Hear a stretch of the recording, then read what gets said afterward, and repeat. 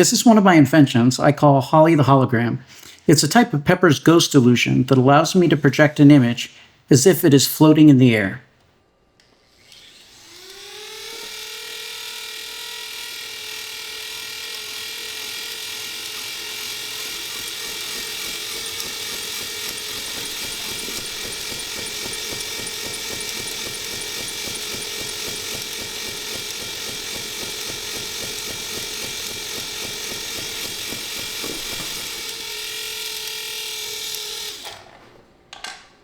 To create a Pepper's ghost illusion, you need to place a piece of glass or acrylic at an angle between a stage and an observer. To the side is what you want to appear in front of the stage. As you brighten the image on the side, part of the light bounces off the glass back to the observer. Because light is coming from both the stage and the lit object, the observer will see the lit object floating on the stage behind it. This is a ZipString which launches a string out from this area and then grabs it back in a loop. So it has a very stable pattern. Oh, and it gets jammed sometimes. But I selected it because I wanted something that could basically go vertical, and that way I could vibrate it back and forth. Because it's a very resilient structure, and the momentum keeps it stable. But yeah, that's essentially what I'm doing all of my reflecting onto. This is the construction of my first device attempt. It wasn't based on oscillating the string back and forth. Instead, I was going to rotate the string to create a spiral and hope it would be enough to project onto.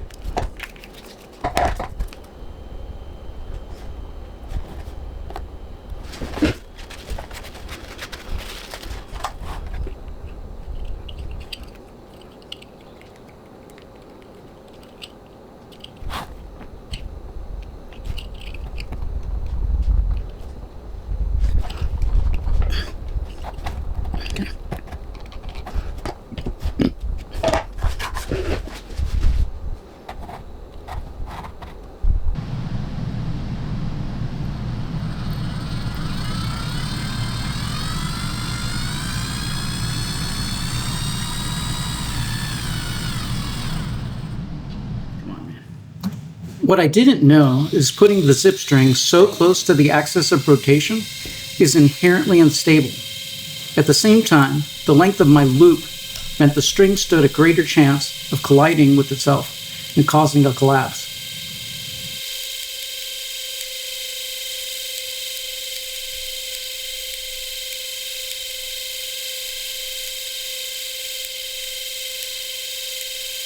No.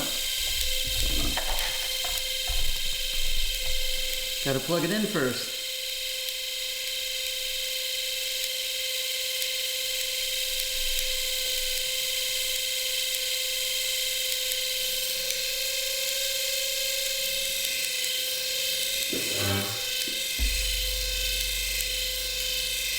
Okay, forming into a helix.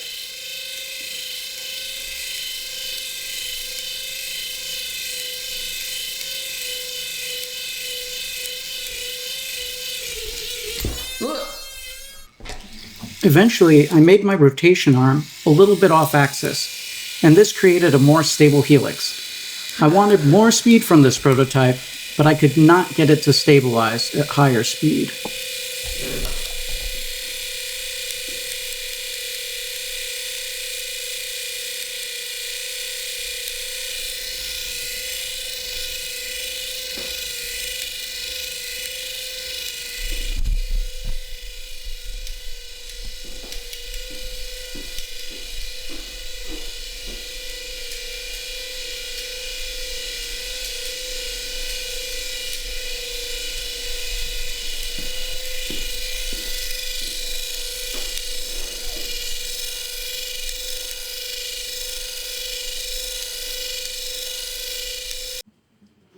When I'm inventing and I reach a frustrating block, I start flailing around with my ideas. In this case, I tried to make a sort of lasso and see if I could get it to rotate at high speed. It failed, but usually what this flailing around does is free up my mind to make progress.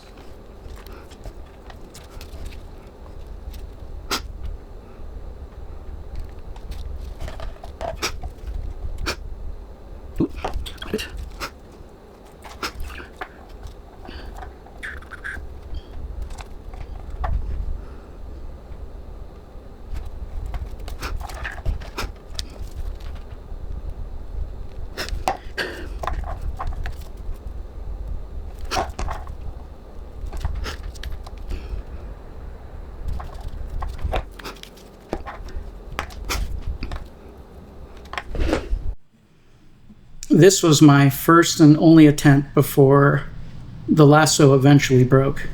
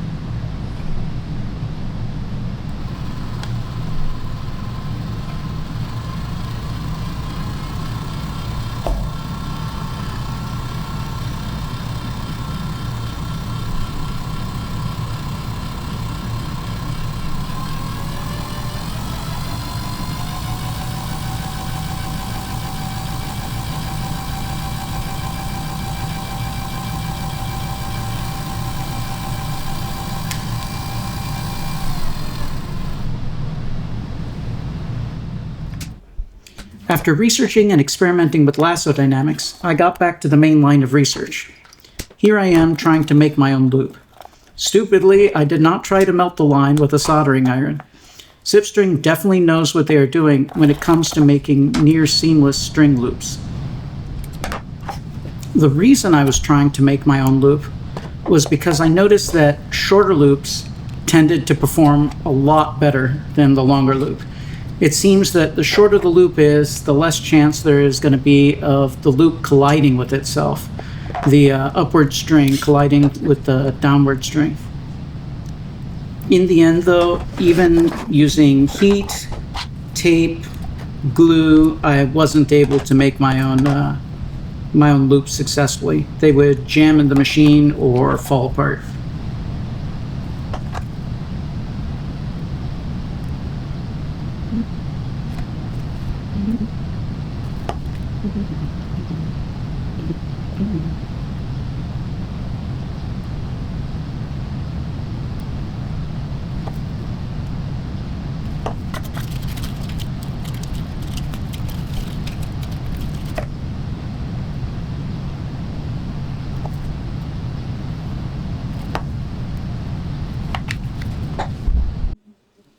This is a low-speed test of one of the extended arms trying to project Princess Leia.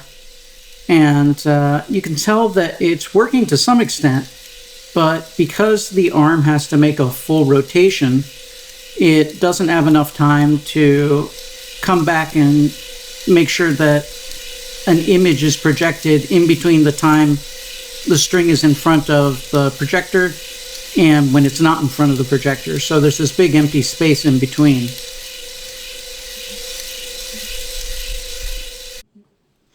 So if one ZipString was doing half the job, why not two ZipStrings? So I bought another ZipString and mounted it in a way that would balance the other ZipString. And it started to result in a really stable spiral structure for each of the ZipStrings. This is a setup that I did with an angle. So it's coming out at like a 10-degree angle. This is less dramatic angle, and this one was more stable as it ran.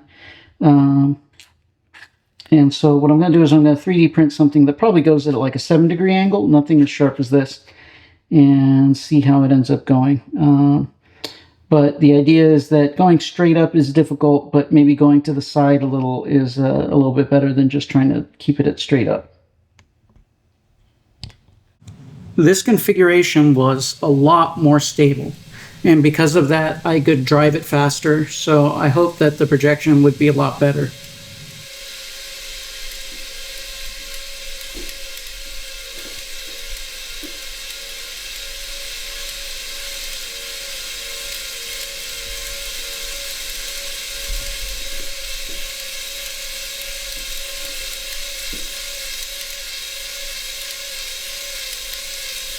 Oh no.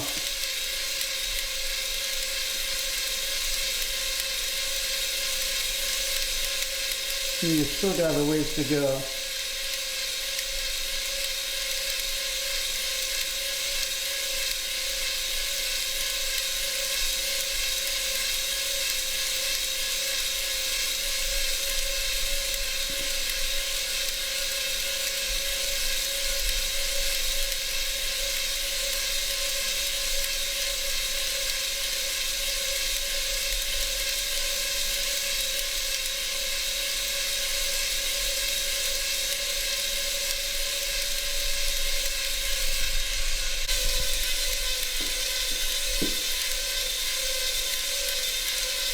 Yeah, that looks really good.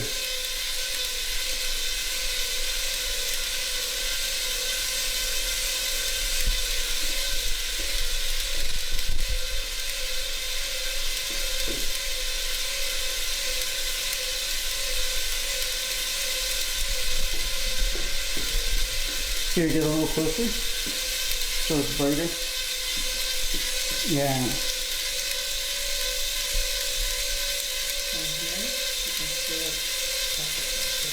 Yeah.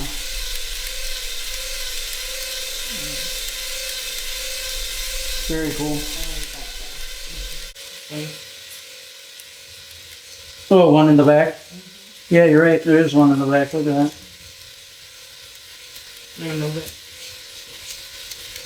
Where'd it go? Oh, there it is.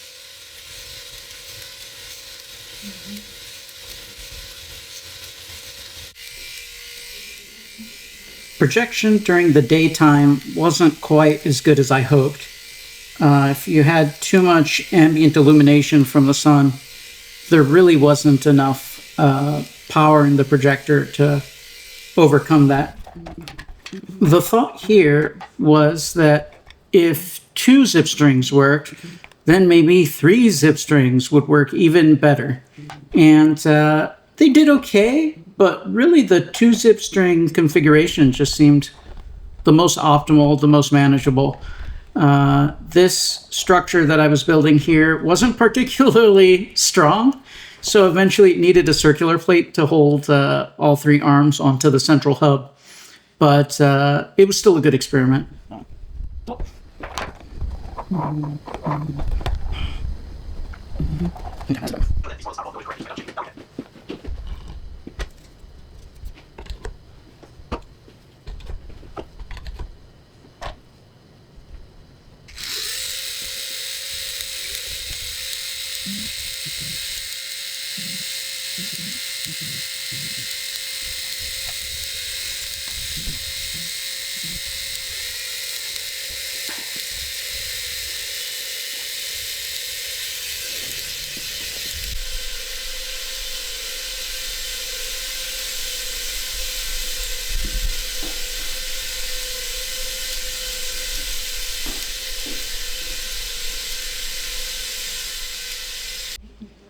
I abandoned the 3-place carousel because it was just way too complicated to set up every time.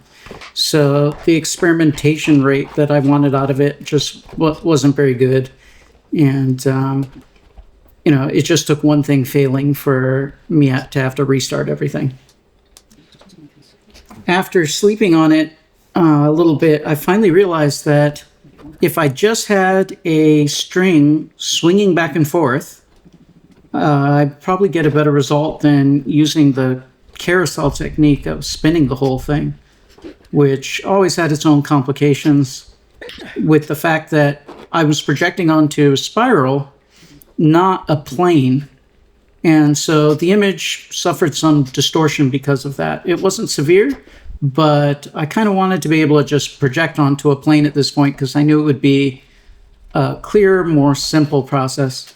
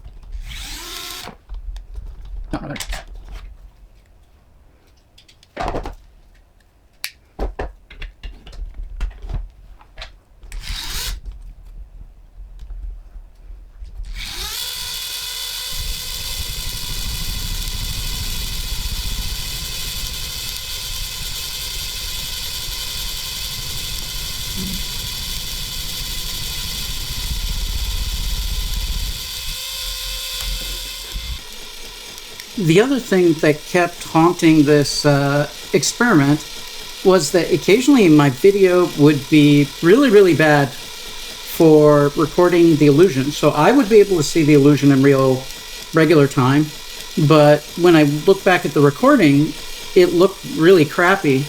And I realized a lot of that was the automatic settings for my focus and how much light was being let into the aperture.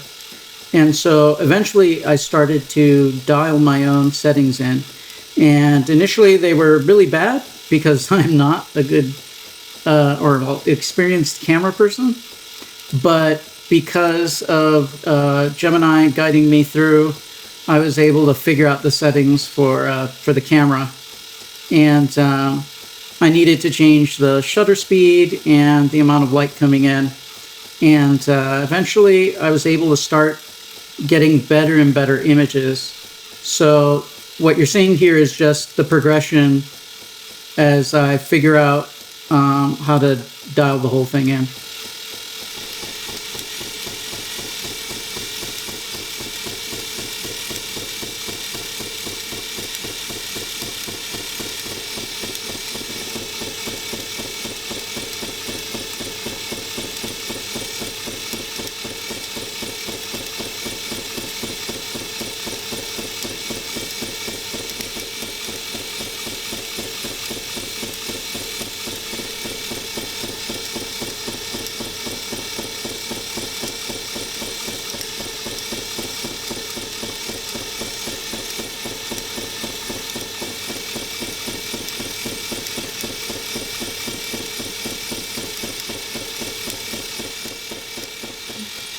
And finally, I started to get some images that were really nice.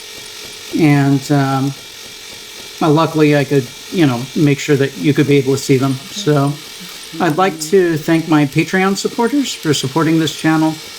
And everyone who stayed till the end and watched, thank you for watching, and make sure to be easy on yourself. Bye.